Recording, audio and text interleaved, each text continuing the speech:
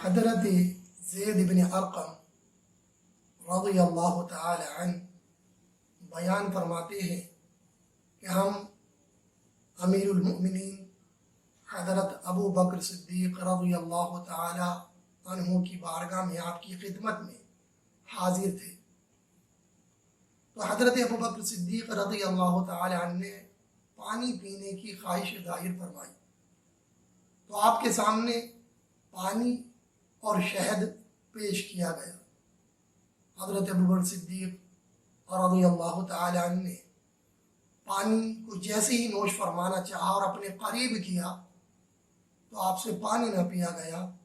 اور آپ پہ ساختہ رونے لگے۔ آپ کی آنکھوں سے آنسو جاری ہو گئے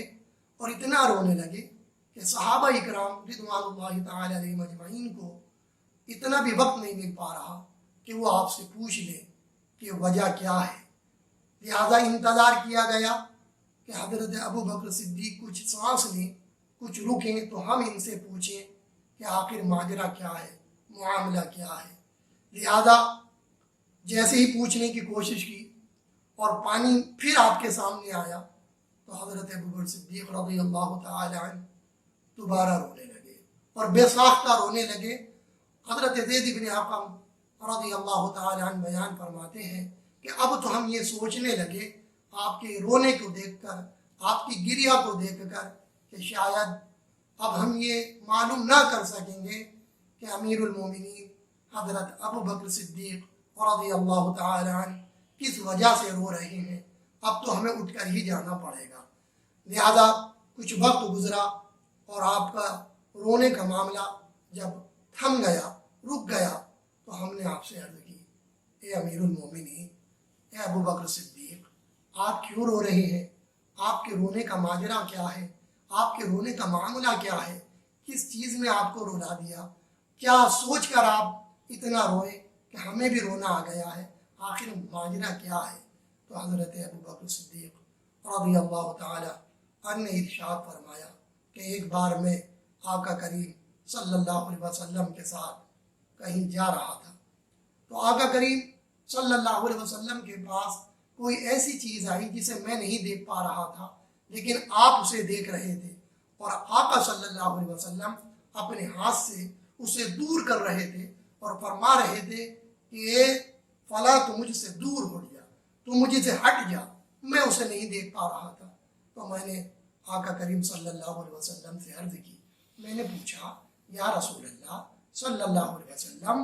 آپ کس چیز کو ہٹا رہے تھے؟ کون سی چیز کو آپ اپنے پاس سے دور فرما رہے تھے؟ تو آقا کریم صلی اللہ علیہ وسلم نے ارشاد فرمایا کہ یہ دنیا تھی، یہ دنیا تھی جو میرے پاس آئی تھی اور مجھ سے قریب ہونا چاہ رہی تھی، میں نے اسے اپنے پاس سے ہٹا دیا، دور کر دیا، لیکن یہ کہہ کر گئی ہے کہ آپ نے تو مجھے اپنے قریب نہیں کیا، لیکن آپ کے بعد جو لوگ آئیں گے وہ مجھے حاصل کرنے کے لیے تڑپیں گے اور میرے قریب ہو جائیں گے۔ بس میں وہی یہ بات یاد کر کے رو پڑا ہوں کہ یہ شہد، یہ بہترین میٹھا پانی، ٹھنڈا پانی میرے پاس موجود ہے، تو میں اس ڈر سے کیا یہ دنیا تو نہیں آ گئی میرے پاس اور میں رو رہا ہوں۔ اللہ اکبر۔ حضرت امیر المومنین ابو بکر صدیق رضی اللہ تعالی عنہ ایک پانی اور ایک شہد آنے سے اتنا ڈر گئے، اتنا رونے لگے کہ ان کے رونے کی وجہ سے اس مجمع میں جتنے لوگ بیٹھے تھے وہ بھی رو رہے ہیں، اور یہ خوف ہے کہ دنیا نے آ کر کہیں مجھے گھیر تو نہ لیا، اپنے قریب تو نہ کر لیا۔ اے مسلمانوں، تم تو دنیا حاصل کرنے کے لیے کتنی حد سے گزر رہے ہو، حرام روزی کمانے کے لیے کتنے جتن کر رہے ہو، کسی کو تکلیف دینے کی بارے میں ذرا سی بھی فکر تم کو نہیں ہوتی،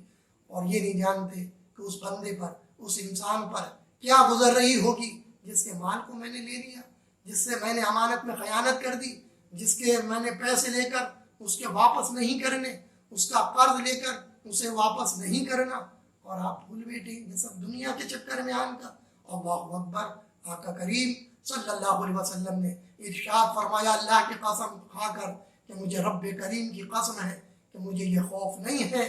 کہ تم میرے بعد شرک میں مبتلا ہو جاؤ گے، ہاں مجھے یہ خوف ہے کہ تم میرے بعد دنیا حاصل کرنے کے لیے ایک دوسرے پر سبقت لے جاؤ گے۔ یہ آقا کریم صلی اللہ علیہ وسلم کا فرمان عالی شان ہے۔ آپ لوگوں نے قبر کے عذاب کو بھلا دیا کہ جب آپ مریں گے اور قبر میں جائیں گے تو کیا ہوگا۔ اس دنیا کے حاصل کرنے میں آپ قبر کو بھول بیٹھے، آپ موت کے وقت کو، نزا کے عالم کو بھول بیٹھے، آپ اللہ کی ناراضگی کو بھول بیٹھے، آپ قیامت کے دن کہ جس دن 50,000 سال کا دن ہوگا اس دن کو بھول بیٹھے، آپ منکر نکیر کو بھول بیٹھے، آپ ان فرشتوں کو بھول بیٹھے جن کا چہرہ بہت خطرناک ہوگا، جن کے پاس لوہے کے گرز ہوں گے۔ آپ دنیا حاصل کرنے کے چکر میں حرام کی پرواہ نہیں کرتے، سود کی پرواہ نہیں کرتے، جھوٹ کی پرواہ نہیں کرتے، رزق کس طرح سے آپ کو مل گیا آپ کبھی یہ سوچتے بھی نہیں۔ یعنی دنیا کو لینے کے لیے، حاصل کرنے کے لیے آپ جو بھی جتن گناہ کا ہو رہا ہے، اللہ کو ناراض کرنے کا ہو رہا ہے، وہ کر گزر جانے سے پرہیز نہیں کر رہے۔ حضرات گرامی، مسلمان وہی ہے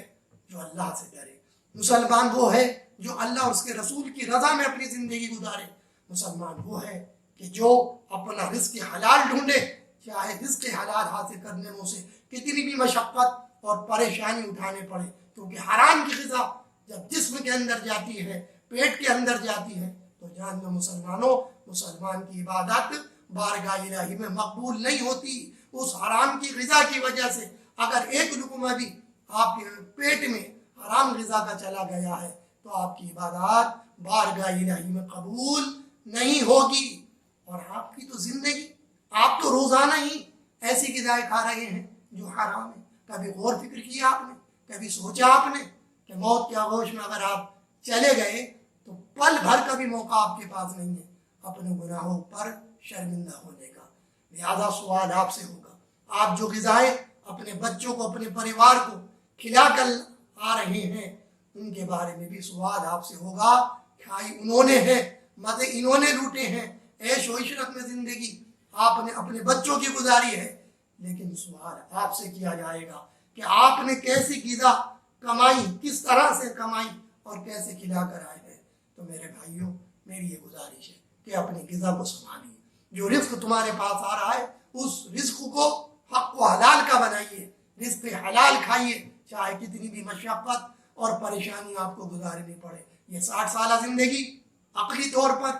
اور پل بھر کا بھروسہ نہیں۔ اس 60 سالہ زندگی میں اس زندگی کو مت بھولیے کہ جہاں پر زندگی ہے اور جہاں پر موت کو بھی موت آ جانی ہے، پھر اس کے بعد موت نہیں ہے۔ تو آپ ڈریے قیامت کے دن سے، آپ ڈریے عذاب دوزخ سے، آپ ڈریے اس جہنم کی آگ سے کہ جس کا ایندھن انسان اور پتھر ہے، اور وہ ایسی آگ ہے کہ جس کے آگ اٹھتی رہتی ہے، بھڑکتی رہتی ہے، جس کی چنگاریاں بجھنے کا نام نہیں لیتی۔ اللہ تبارک و تعالیٰ کی بارگاہ میں دعا ہے کہ مجھے بھی اور تمام مومن مسلمانوں کو اللہ تبارک و تعالیٰ خراب غذا سے، حرام غذا کے کھانے سے محفوظ فرمائے، اپنی اور اپنے محبوب کی رضا میں زندگی گزارنے کی توفیق رفیق عطا فرمائے۔